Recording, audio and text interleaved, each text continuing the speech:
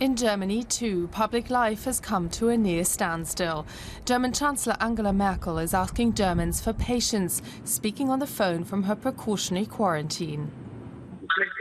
I would like to stress that right now is not the moment to talk about easing the measures we've put in place.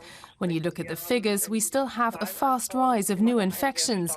And the aim, after all, is to prevent our healthcare system from being overstretched. Die Maßnahmen so gestalten, dass unser Gesundheitssystem nicht überlastet wird. Yet Germany has, so far, been spared from spiking death rates. These days, politicians like to have the man who developed the corona test at their side.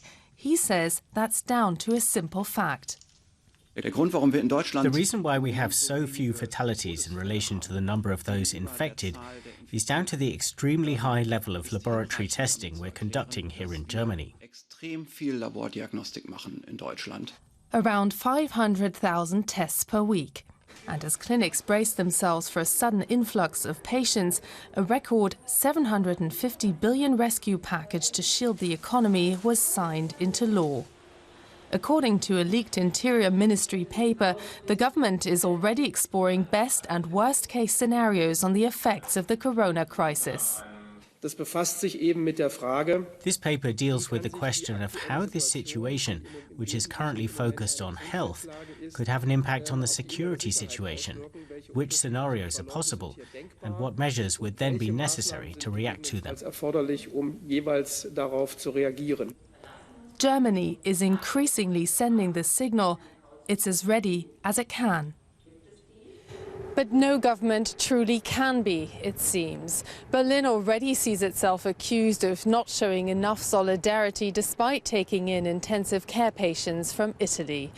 And it's an open question whether Europe can emerge from this crisis as strong as it used to be, or whether it will be more divided than ever. And that was our chief political editor there in Berlin. Here are more of the latest developments in the coronavirus pandemic. 3 months into the outbreak, and the total number of confirmed cases has passed 500,000, with more than 24,000 deaths. Spain has seen a record one-day rise in fatalities, with 769 people dying.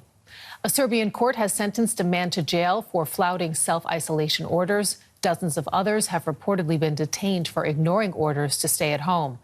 And Sweden has banned gatherings of more than 50, down from 500. The country has so far opted to keep schools and restaurants open.